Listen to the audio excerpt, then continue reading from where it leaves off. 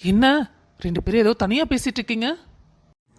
அதெல்லாம் ஒன்றும் இல்லைண்ணா, சும்மா தான் பேசிகிட்டு இருந்தோம். சொன்னா மட்டும் அப்படியே உனக்கு புரிஞ்சிரும் பாரு. நீ எங்ககிட்ட கேட்காத, போய் உங்க சித்திட்டியே கேட்டுட்டு வா. ஏய் ராதா, ஏன் இப்படி பேசுறீங்க? நீங்க இப்படி பேசுறது எனக்கு கஷ்டமா இருக்கு. நான் என்ன இப்போ உங்க பேச்ச கேட்காம போயிட்டேன்? இங்க பாரு தேவா, நான் எதுவும் சொல்ல விரும்பல. எங்கிட்ட எதுவும் கேட்க வேண்டான்னு சொல்லுங்க அண்ணாவை. தேவா, என்ன ஆச்சு? ராதா ஏன் இப்படி நடந்துக்கிறாங்க? அப்புறம் என்ன, நானும் எவ்வளோ நாளாக சொல்லிட்டு இருக்கேன். வெண்ணிலக்காக்கு 8வது மாதம் முடிச்சு 9வது மாதம் நடக்குது. வளகாப்பு வைக்கலான்னு சொல்லிச்சு. 5வது மாதத்தில் வைக்கலான்னு சொன்னதுக்கு உங்கள் அச்சித்திக்கு உடம்பு முடியாமல் போச்சு. சரி, 7வது மாதத்தில் வைக்கலான்னு சொன்னதுக்கு நான் அங்கே போகணும் இங்கே போகணும், ஃபங்க்ஷன் இருக்குது, ஆஃபீஸ் மீட்டிங் இருக்குன்னு சொல்லி அப்படியே விட்டுட்டாங்க. இப்போ 9வது மாதமே வந்துடுச்சு. இந்த வீட்டுக்கு வாரிசு அவங்க தானே. அவங்களுக்கு ஒரு வளகாப்பு நம்மளால பண்ண முடியாதா? இதெல்லாம் யாராவது கேட்டாங்கன்னா என்ன நினைப்பாங்க கிரேஷ்? ராதா, நான் என்ன பண்ண முடியும்? இதுல வீட்டு பெரியவங்க தானே முடிவு பண்ண முடியும். சித்தி சொல்றாங்கன்னா கண்டிப்பா ஒரு காரணம் இருக்கும். அண்ணா, என்ன பேசுற நீ? அண்ணி என்ன சொல்ல வராங்கன்னு தெரிஞ்சுக்கிட்டு தான் பேசுறியா? அக்காவை பத்தியும் நீ கொஞ்சம் யோசிக்கணும்னா. சித்தி பயிற்ச கேட்கறது நல்லதுதான். அதுக்காக அவ நம்ம கூட பிறந்தவனா, நாம தான் எல்லாம் பண்ணணும். அதையும் நீ கொஞ்சம் யோசிக்கணும்ல. அது சரிம்மா, நான் தான் ஆல்ரெடி சித்திட்ட பேசிட்டனே. அவங்க ஒன்றும் சொல்லாம இருக்காங்க. ஆனா இங்க பாரு கிரேஷ், நாளைக்கு நமக்கும் ஒரு குழந்தை பிறக்கும்ல. அப்போ எனக்கும் வளகாப்பு நடக்கும். அப்பவும் சித்தி இந்த மாதிரி காரணம் சொன்னா நீ சரின்ட்டு போவியா? அது மட்டும் இல்லை, உங்கள் அக்காவுக்கு சின்னதாக ஒரு சீமந்தம் பண்ணி அவங்க மனசுக்குள்ளே சந்தோஷப்படணும்னு அவங்களும் நினைக்க மாட்டாங்களா? கூட பிறந்தவனி இருக்கும்போது எல்லாத்தையும் நீ தான் பார்த்து பண்ணணும். ஆஹா, இது என்ன வம்பா போச்சு? நம்ம பெரியம்மாவுக்கு எதிரா கிறிஸ்தம்பியை தூண்டி விட்டுட்டு இருக்காங்க. இதை போய் உடனே அம்மாட்ட சொல்லணும். அதான் நமக்கு நல்லது.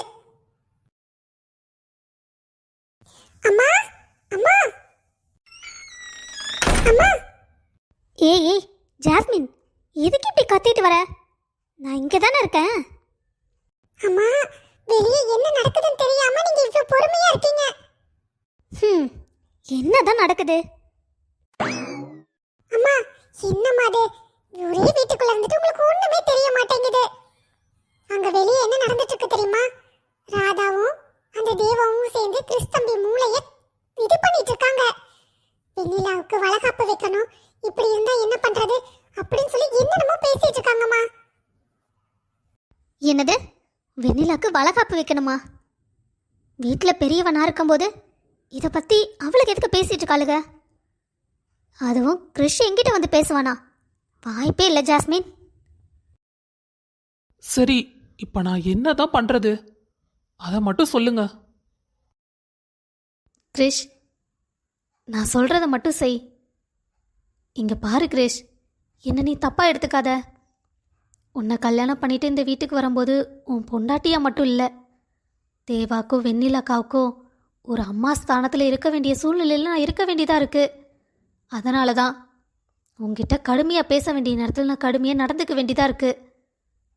என்னை மன்னிச்சிடுடா. நீ என்கிட்ட இவ்வளோ நெருக்கமா இருப்பன்னா எப்போ வேணாலும் நீ கோவப்படு, நான் அதை சந்தோஷமா ஏத்துக்குவேன். இப்பவே மன்னிப்பு கேட்க வேண்டாம், எதுவாக இருந்தாலும் நம்ம நைட்டு பேசிக்கலாம். ஆஹா, அண்ணா அண்ணி, இங்க ஒருத்தி நான் இருக்கேன், கொஞ்சமாவது கவனிங்க. சரி, இப்போ நான் என்னதான் பண்ணணும் அதை சொல்லுங்க.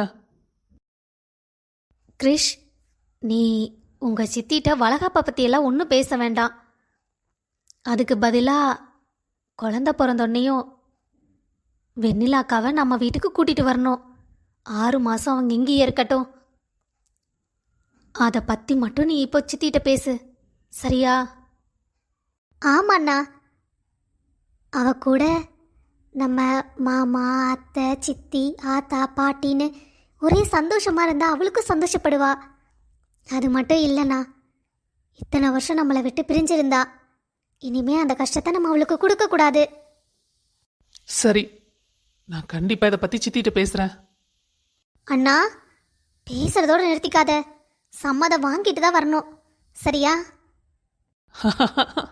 சரிம்மா, உனக்காக கண்டிப்பா சம்மதத்தோட தான் வருவேன். ஆமா, தேவா கல்யாண பேச்சு இப்ப எது வரைக்கும் இருக்கு? அதை பற்றி நீங்கள் கவலைப்படாதீங்க. நகர்த்த வேண்டிய காயை நான் பொறுமையாக நகர்த்திட்டு தான் இருக்கேன். நீங்கள் அப்படியே தேவா கல்யாண பழமையும் கொஞ்சம் அப்படியே உங்கள் சித்தி காதில் போட்டு வைங்க.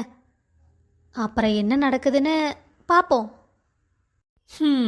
என்னமோ பண்றீங்க, என்ன பண்றீங்கன்னு தான் சொல்ல மாட்டேங்கிறீங்க. சரி, இருக்கட்டும் இருக்கட்டும்.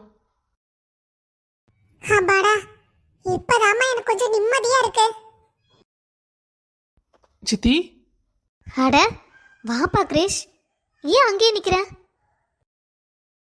சித்தி, உங்களை பார்த்து பேசிட்டு போலான்னு தான் வந்தேன்.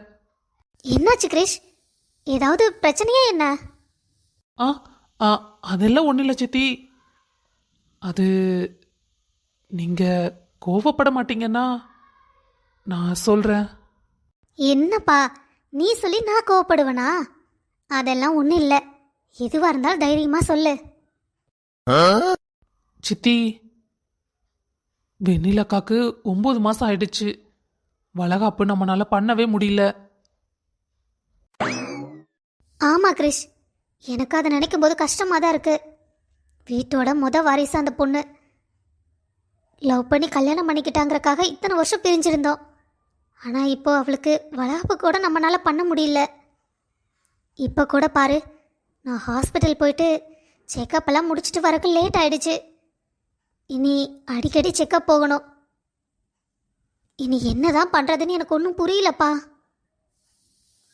எனக்கும் அவளுக்கு வளகாப்பு பண்ணி சீரு சனத்தை எல்லாம் கொடுத்து அவளை சந்தோஷமாக வழி அனுப்பி வைக்கணும்னு தான் ஆசை. ஆனால் இப்போ நான் இருக்க சூழ்நிலையில் என்னால் அதை பார்த்து பார்த்து பண்ண முடியுமா என்னன்னு தெரியல. எனக்கும் மனசு ரொம்ப சங்கடமாக இருக்கு கிரிஷ். சித்தி, அதெல்லாம் ஒன்றும் பிரச்சனை இல்லை. எங்களுக்கு நீங்கள் தான் முக்கியம். நீங்கள் உடம்பு நல்லா இருந்தாதான் நாங்கள் சந்தோஷமாக தைரியமாக எங்கள் வேலையை நாங்கள் பார்க்க முடியும். வெண்ணிலக்காக்கு வளகாப்பு தான் பண்ண முடியல. அக்காக்கு டெலிவரி ஆன உடனே நம்ம வீட்டுக்கு கூட்டிட்டு வந்துடலாமா? என்ன இவன், நாம ஒன்று நினச்சி ஒரு பிட்டை போட்டா இவன் நம்மளுக்கு திருப்பி வேற பிட்டை போடுறான். இப்போ நம்ம முடியாதுன்னு சொல்ல முடியாது, சரின்னு சொல்ல முடியாது. என்னதான் சொல்றது? சித்தி, சித்தி, என்ன சித்தி, நான் கேட்டதுக்கு எதுவும் பதில் சொல்ல மாட்டேங்கிறீங்க. உங்களுக்கு பிடிக்கலன்னா வேண்டாம் சித்தி. பாத்தீங்களா அவ வேலைய?